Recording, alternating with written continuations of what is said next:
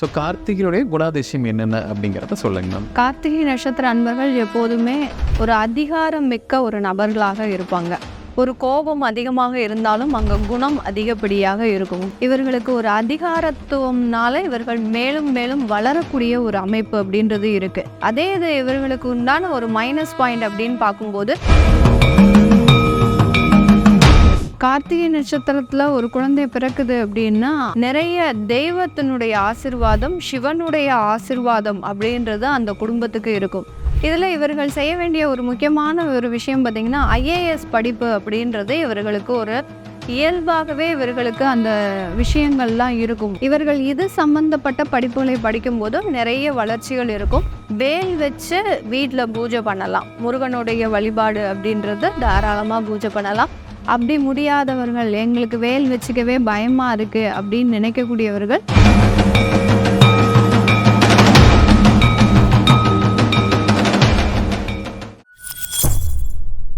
பக்தி பிளஸ் நேரம் வணக்கம். இன்று நம்மோடு எனது ஆஸ்ட்ரோ பூர்ணாமா அவர்கள். வணக்கம் மேம். வணக்கம் சார். கார்த்திகை நட்சத்திரத்துடைய பிறப்பின் ரகசியங்கள் அப்படிங்கிற தலைப்பில் இந்த பதிவு இருக்க போகுது மேம். பொதுவாக கார்த்திகையில் ஒரு குழந்தை பிறந்தால் அவங்க வளர வளர ஒரு குணாதிசயம் அப்படிங்கிறது இருக்கும் மேம். ஸோ கார்த்திகையுடைய குணாதிசயம் என்னென்ன அப்படிங்கிறத சொல்லுங்க மேம். கார்த்திகை நட்சத்திர அன்பர்கள் எப்போதுமே ஒரு அதிகாரம் மிக்க ஒரு நபர்களாக இருப்பாங்க. ஒரு கோபம் அதிகமாக இருந்தாலும் அங்கே குணம் அதிகப்படியாக இருக்கும். கோபம் இருக்கிற இடத்துல தான் குணம் இருக்கும் அப்படின்னு சொல்றதுக்கு உண்டான ஒரு தகுந்த ஒரு நபர்கள் இந்த கார்த்திகை நட்சத்திர அன்பர்கள் தான். அதே மாதிரி குடும்பத்தினுடைய பொறுப்பாக இருந்தாலும் சரி, தொழிலினுடைய பொறுப்பாக இருந்தாலும் சரி, அடுத்து வேலையினுடைய பொறுப்பாக இருந்தாலும் சரி, பொறுப்பை அதிகப்படியாக சுமப்பவர்கள் இந்த கார்த்திகை நட்சத்திர அன்பர்கள் தான். இவர்களினுடைய கண் பார்வையில தான் எல்லா விஷயங்களுமே நடக்கணும் அப்படின்ற மாதிரியான ஒரு எதிர்பார்ப்பு இவர்களுக்கு அதிகப்படியாக இருக்கும். ஒரு வீட்டில் ஒரு கார்த்திகை நட்சத்திரம் அன்பர்கள் இருக்கிறாங்க அப்படின்னா இவர்களினுடைய முடிவுகள் படி தான் அந்த வீட்டில் எல்லா செயல்களுமே நடக்கக்கூடிய ஒரு அமைப்பு அப்படின்றது இந்த கார்த்திகை நட்சத்திர அன்பர்களுக்கு இருக்கும். அதே மாதிரி ஒரு உயர்ந்த ஒரு உச்சத்தை தொடணும் அப்படின்னு நினைக்கக்கூடியவர்கள் இந்த கார்த்திகை நட்சத்திர அன்பர்கள். தன்னுடைய லைஃப்ல யாருமே எட்டாத உயரத்தை நம்ம அடையணும் அப்படின்னு நினைக்கக்கூடிய ஒரு நபர்களும் இந்த கார்த்திகை நட்சத்திர அன்பர்கள். கார்த்திகையில் ஒருத்தங்க பிறக்கிறாங்க அப்படின்னா அவங்களுக்குன்னு ஒரு ப்ளஸ் இருக்கும், ஒரு மைனஸ் இருக்கும். அது என்னென்னங்க மேம்? கார்த்திகை நட்சத்திரத்தில் பிறந்தவர்களுக்கு ஒரு நேர்மறையான விஷயங்கள் அப்படின்னு பார்க்கும்போது, இவர்களுக்கு ஒரு அதிகாரத்துவம்னால இவர்கள் மேலும் மேலும் வளரக்கூடிய ஒரு அமைப்பு அப்படின்றது இருக்கு. யாரு கீழேயும் வேலை செய்யாம இவர்கள் ஒரு 4 பேரையோ ஒரு 10 பேரையோ வச்சு வேலை செய்கிறாங்க அப்படின்னா இவர்களினுடைய வாழ்க்கை அப்படின்றது உயர்றதுக்கு அமைப்புகள் நிறைய இருக்கு. அதே இது இவர்களுக்கு உண்டான ஒரு மைனஸ் பாயிண்ட் அப்படின்னு பார்க்கும்போது, இவர்கள் டவுன் டு எர்த்து போகவே கூடாது.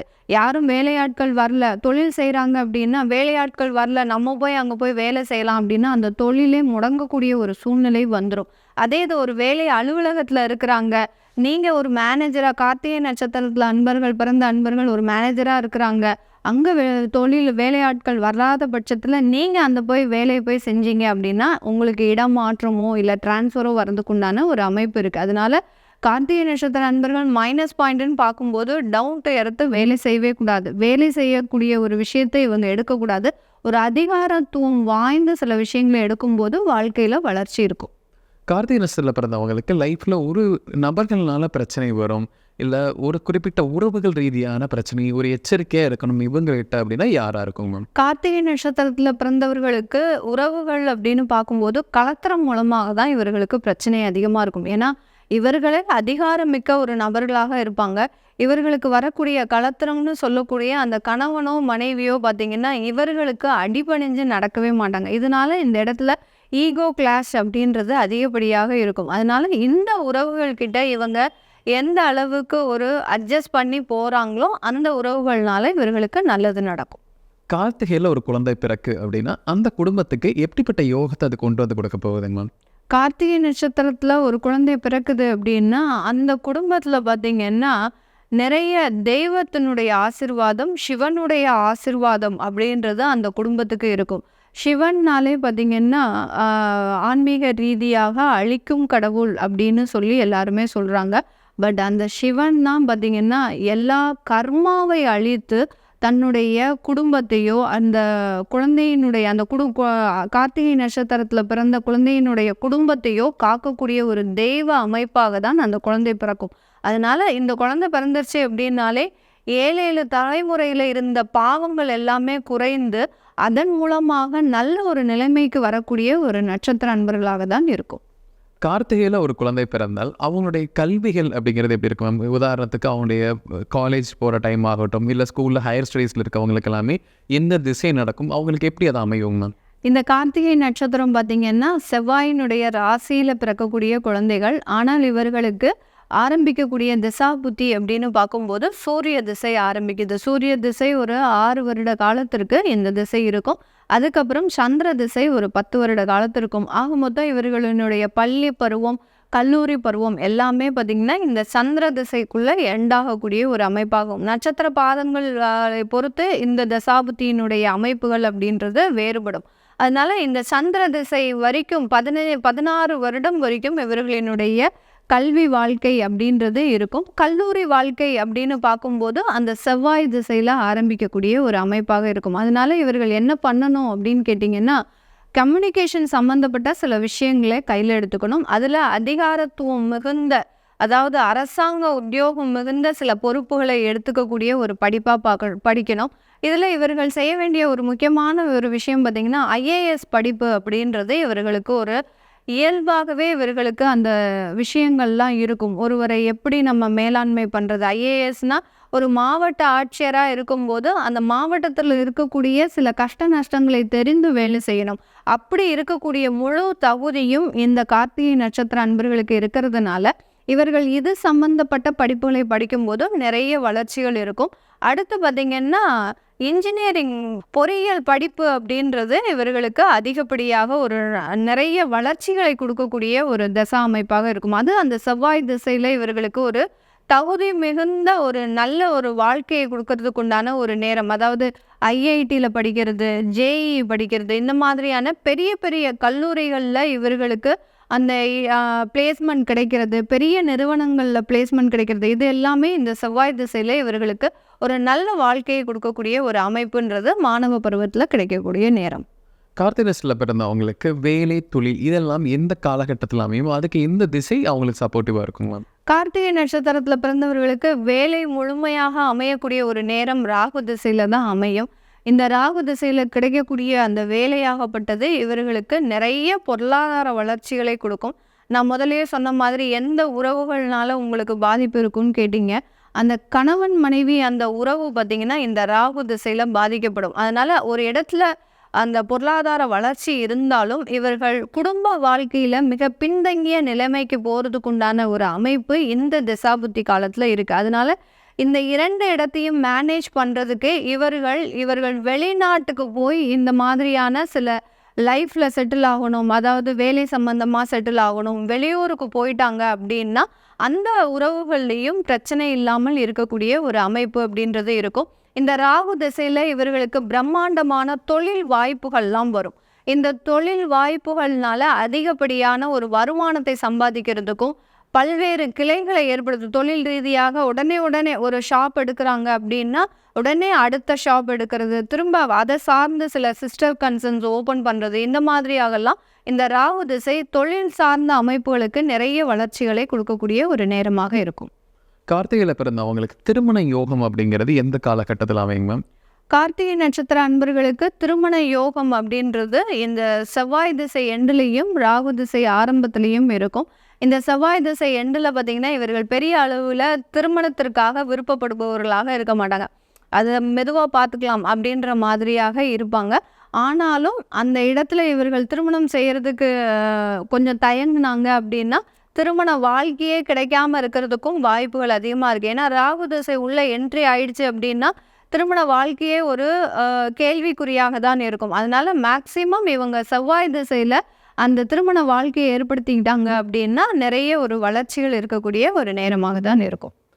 கார்த்திகையில் பிறந்தவங்களுக்கு குழந்தை பாக்கியம் அப்படிங்கிறது எந்த காலகட்டத்தில் இருக்குங்க மேம்? எந்த திசை அதுக்கு சப்போர்ட்டிவாக இருக்குங்க மேம்? கார்த்திகை நட்சத்திரத்தில் பிறந்தவர்களுக்கு குழந்தை பாக்கியம்ன்றது ஒரு அரிதான ஒரு வரமாக தான் இருக்கும். ரொம்ப குழந்தைக்காக வெயிட் பண்ணி இவங்க அந்த குழந்தையை பெற்றுக்கக்கூடிய ஒரு அமைப்பு அப்படின்றது இருக்கும். ரொம்ப சூடாக இருப்பாங்க. இந்த கார்த்திகை நட்சத்திரத்தில் பிறந்தவங்க பார்த்தீங்கன்னா எப்போதுமே உடல் சூடு அப்படின்றது அதிகப்படியாக இருக்கும். அதனால அந்த குழந்தை பிறப்பில் கொஞ்சம் சில தடைகள் இதெல்லாமே இருக்கும். சில பேருக்கு ஜாதக ரீதியாக நல்லா இருந்தது அப்படின்னா திருமணம் ஆன உடனே கிடைக்கிறதுக்கு உண்டான ஒரு அமைப்புகள் இருக்கும். இந்த செவ்வாய் திசையில் குழந்தை பாக்கியம் அப்படின்றது கண்டிப்பாக இருக்கு. அதை தாண்டியாச்சு அப்படின்னா ராகு திசையில் ஒரு மருத்துவ ஆலோசனையின் பேரில் அந்த குழந்தை பாக்கியம் கிடைக்கிறதுக்கு உண்டான ஒரு அமைப்புகள் இருக்கும். கார்த்திகையில் பிறந்தவங்களுக்கு பண சேர்க்கை, பண வரவு, இல்லை ஒரு சொத்து சேர்க்கை இதெல்லாம் எந்த காலகட்டத்திலும் எந்த திசையிலும் அமையும் மேம்? இந்த கார்த்திகை நட்சத்திரத்தில் பிறந்தவர்களுக்கு பண சேர்க்கையெல்லாம் பார்த்தீங்கன்னா குரு திசையில் கண்டிப்பாக கிடைச்சிடும். ராகு திசையில் எல்லா வளர்ச்சியையும் அடைந்து ஒரு நல்ல செட்டில் ஆனாலும் அதை ஏதாவது ஒரு இடத்துல ஏமாந்துருவாங்க. அந்த முழுமையான வருமானத்தையுமே ஏமாறக்கூடிய ஒரு அமைப்பு அப்படின்றது இருக்கும். அப்படி இல்லாத பட்சத்தில் சில பேர் கடன் வாங்கி சில தொழில்களை செய்கிறோன்னு சொல்லிட்டு வேலை செய்யணும் அப்படின்னு செஞ்சு அங்கே வெளிநாட்டுக்கு போகிறதுக்காக யார்கிட்டையாவது பணத்தை கொடுத்து ஏமாறுறது இதெல்லாமே இந்த ராகு திசை செய்யும். அப்போ எந்த இடத்துல இவர்கள் நல்ல ஒரு பொருளாதார வளர்ச்சியை அடைவாங்க அப்படின்னு கேட்டிங்கன்னா குரு திசை காலகட்டத்தில் இவர்கள் நிறைய ஒரு பொருளாதார வளர்ச்சியையும் ஒரு நல்ல ஒரு வேலை மாற்றம், ஒரு தொழில் வாய்ப்புகள், தொழிலில் ஒரு ஸ்திரத்தன்மை இது எல்லாமே இந்த குரு திசையில் கிடைக்கிறதுக்கு உண்டான ஒரு அமைப்பாக இருக்கும். கார்த்திகையில் பிறந்தவங்க லைஃப் டைம் ஓடிக்கிட்டே இருக்கும், எங்களுக்கு ஒரு நிம்மதியான காலகட்டம் வேணும், நாங்கள் செட்டில் ஆகணும், லைஃப் டைம் செட்டில்மெண்ட் அப்படிங்கிறது எந்த திசையில் அவங்களுக்கு அமையும் மேம்? இந்த கார்த்திகை நட்சத்திர அன்பர்களுக்கு லைஃப் டைம் செட்டில்மெண்ட், அதாவது நிம்மதியான ஒரு வாழ்க்கை அப்படின்றது பார்த்திங்கன்னா இந்த சனி திசை காலகட்டத்தில் இருக்கும். சனி திசை இவர்களை உட்காரெல்லாம் விடாது. சனினாலே பார்த்திங்கன்னா உழைக்கக்கூடிய ஒரு கிரகம்தான். அது ஓய்வெடுக்கணும்னு இவர்கள் மனசில் இருந்தால் கூட ஏதாவது ஒரு வாய்ப்புகள் இவர்களை நோக்கி வந்துக்கிட்டே இருக்கும். சும்மா இருக்கிறதுக்கு நம்ம ஏதாவது பண்ணலாமே அப்படின்ற மாதிரியான சில விஷயங்களை செய்வாங்க.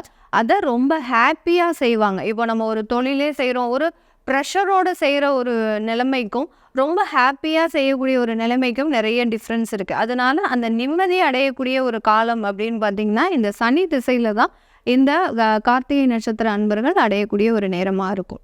கார்த்திகை நட்சத்திரத்தில் பிறந்தவங்க லைஃப் டைம் ஃபுல்லாக சக்ஸஸ்ஃபுல்லாகவே இருப்பதற்கு ஒரு கோயில் வழிபாடு கொடுக்கலாம் அப்படின்னா இது எதுவாக இருக்குங்க மேம்? கார்த்திகை நட்சத்திர அன்பர்கள் செவ்வாயினுடைய ராசியில் பிறந்ததுனால இவர்கள் கோயில் வழிபாடு அப்படின்னு பார்க்கும்போது வேல் வச்சு வீட்டில் பூஜை பண்ணலாம். முருகனுடைய வழிபாடு அப்படின்றது தாராளமாக பூஜை பண்ணலாம்.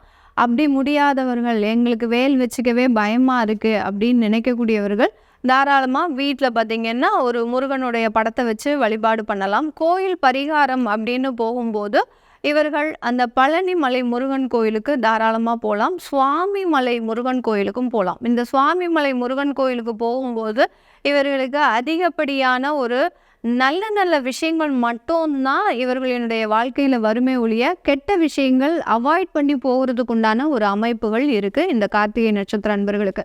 வாழ்வியல் பரிகாரமாக இவர்களுக்கு என்ன விஷயங்களை இவர்கள் அதிகப்படியாக செய்யணும் அப்படின்னா சூரிய நமஸ்காரம் அதிகப்படியாக செய்யணும். சூரிய நமஸ்காரம் பண்ணிட்டாங்க அப்படின்னாலே இவர்களை அடிக்கிறதுக்கு யாருமே கிடையாது. லைஃப்பில் எப்போதுமே சக்ஸஸ் மட்டும்தான் நடக்குமே ஒழிய தோல்வி அப்படின்றது கிடையாது. அதனால் வாழ்வியல் பரிகாரமாக சூரிய நமஸ்காரமாக பண்ணுறது நல்லது. கார்த்திகை நட்சத்திரத்தில் பிறந்தவங்க லைஃப் டைம் எப்படி இருக்கும் அப்படிங்கிறத இந்த பதிவில் முழுமையாக பார்த்தோம் மேம். கண்டிப்பாக நம்ம நேயர்களுக்கு ஒரு பயனில் கருத்துக்கலாம் இருக்கும். மீண்டும் ஒரு பதில் சந்திக்கலாம். ரொம்ப நன்றி. நன்றி சார்.